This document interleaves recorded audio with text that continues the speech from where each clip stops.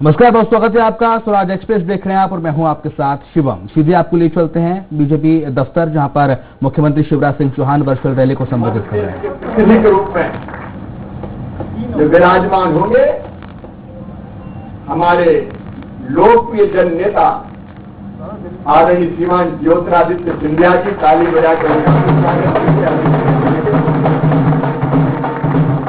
या मंच पर विराजमान हमारे प्रदेश के भाग्यशाली अध्यक्ष,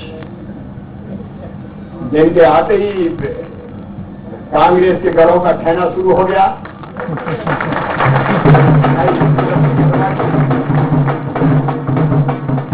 बंगाल में ममता जी के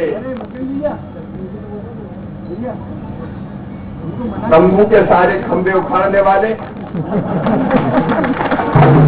हमारे राष्ट्रीय महामंत्री, जो मध्य प्रदेश की सेवा में भी कोविड काल में लगे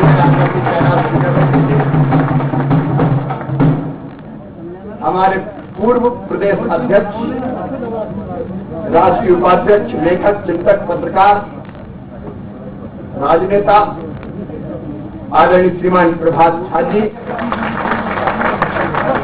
आदरणीय सुहास जी, आदरणीय नरोत्तम जी, आदरणीय तुलसी जी, बहन मीना सिंह जी, सभी वरिष्ठ नेतागण, क्योंकि सभी वरिष्ठ है और कनिष्ठ भी, लेकिन हम सबके लिए सबसे ज्यादा महत्वपूर्ण, जिनको मैं दोनों हाथ जोड़ के प्रणाम करता हूं, लोकतंत्र सेनानी, जिन्होंने इंदिरा गांधी जी के खिलाफ हुंकार भरी थी और लोकतंत्र बचाने में जिनके परिवार तबाह पर बर्बाद हो गए थे, ऐसे हमारे लोकतंत्र सेनानीगण, मेरे प्रिय कार्यकर्ता बहनों और भाइयों, 25 जून की रात आज भी याद आती है। हम तो समय बहुत छोटे थे,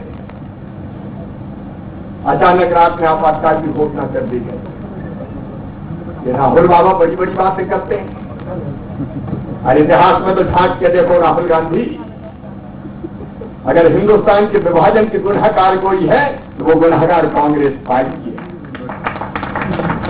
अगर हमारे भारत के 43,000 वर्ग किलोमीटर जमीन पर चीन ने कब्जा किया है तो राहुल बाबा, उसके गुनहगार भी तुम्हारी कांग्रेस पार्टी है, तुम्हारे नेता है।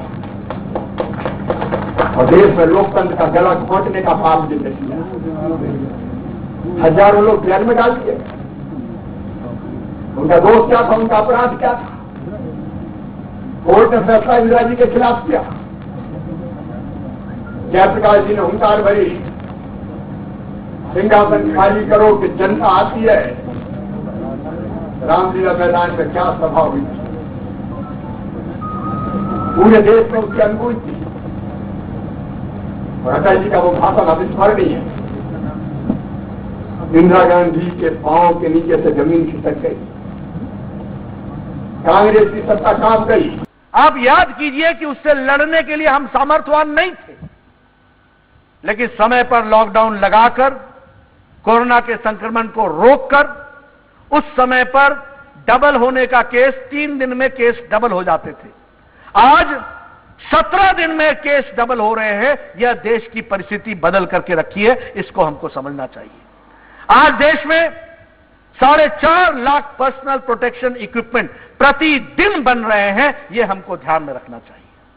आज 1000 कोविड के डेडिकेटेड हॉस्पिटल्स हैं और उसके साथ साथ 2 लाख कोविड के बेड्स हैं, 20,000 कोविड के आईसीयू बेड्स हैं, 21,000 वेंटिलेटर्स हैं, 1,500 टेस्टिंग कैपेसिटी की जगह पर आज 1.5 lakh testing capacity per day हो गई है। इस बात को हमको समझना चाहिए, यह ताकत पैदा हुई है जिसको हमको ध्यान में रखना चाहिए। और इसलिए वर्ल्ड हेल्थ ऑर्गेनाइजेशन ने क्या कहा, डॉक्टर टेड्रोस ने कहा, India has taken a right and a bold decision at the right time, the other countries should follow. यह बात डॉक्टर टेड्रोस ने, वर्ल्ड हेल्थ ऑर्गेनाइजेशन ने कही है। और उसी तरीके से अगर हम दुनिया के साथ कंपेयर करें तो प्रति लाख जो अफेक्टेड लोगों की संख्या है, विदेश में 115 है तो भारत में 31 है।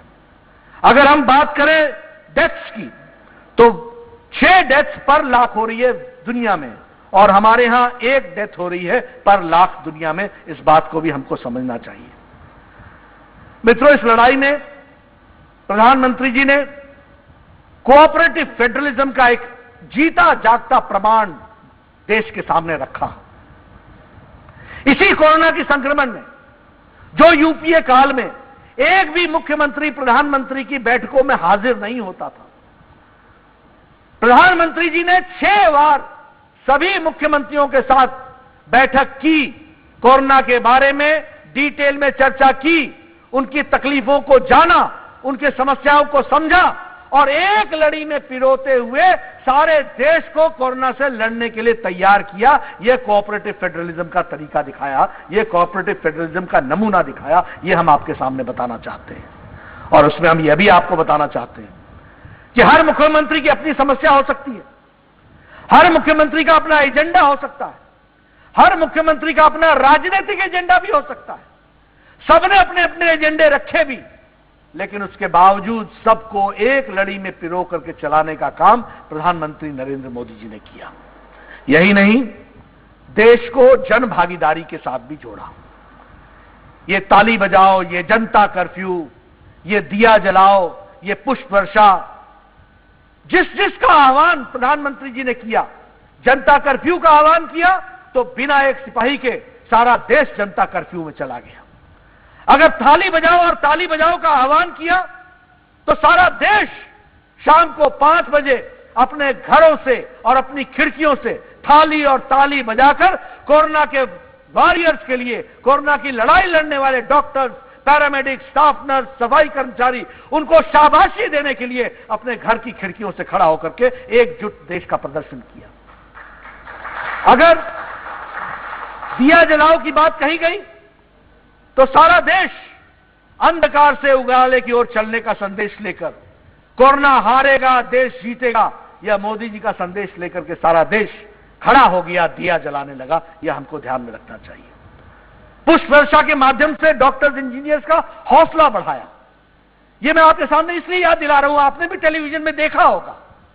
लेकिन यह ध्यान में लीजिए कि अगर भारत में लोगों ने ताली और थाली बजाई तो सारा यूरोप ने प्रधानमंत्री मोदी जी के नेतृत्व की बात मानकर उन्होंने भी थाली और ताली बजाकर कोरोना वॉरियर्स को अपना दृष्टि और दिशा देने का काम किया। इसलिए यह नेतृत्व सिर्फ देश को नहीं, दुनिया को भी नेतृत्व देने में सफल रहा, सबल रहा। यह हमको समझना चाहिए। हमें याद होगा 26 मार्च को प्रधानमंत्री जी ने प्रधानमंत्री गरीब कल्याण पैकेज का घोषणा की।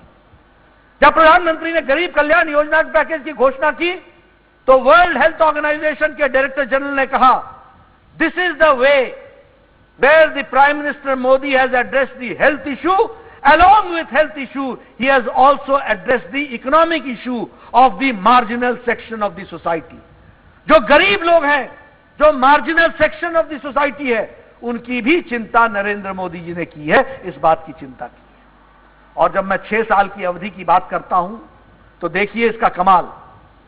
जब 2014-15 में जनधन खाते खोलने की बात प्रधानमंत्री कह रहे थे, जिसके बारे में विष्णुदत्त शर्मा जी चर्चा कर रहे थे, और उस समय जब एक प्रधानमंत्री कहते थे कि 1 रुपया भेजता हूं तो 85 पैसे रास्ते में खर्च हो जाते हैं, लोगों तक मिलते नहीं है, लाभार्थी तक मिलते नहीं है, उस समय प्रधानमंत्री ने कहा था कि खातों को आधार से लिंक करो, सीडिंग करो, उसको उसके साथ जोड़ो।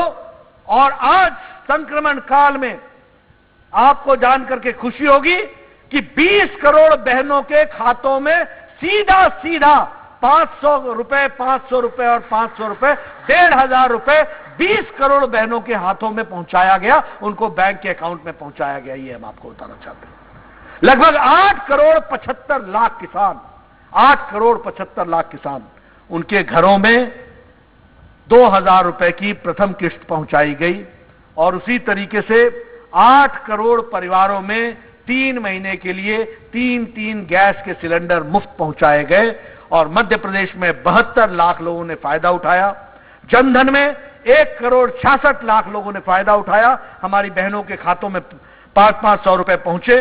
और किसान सम्मान निधि के तहत 72 लाख किसानों ने 2000 रुपए की किस्त अदायगी हुई।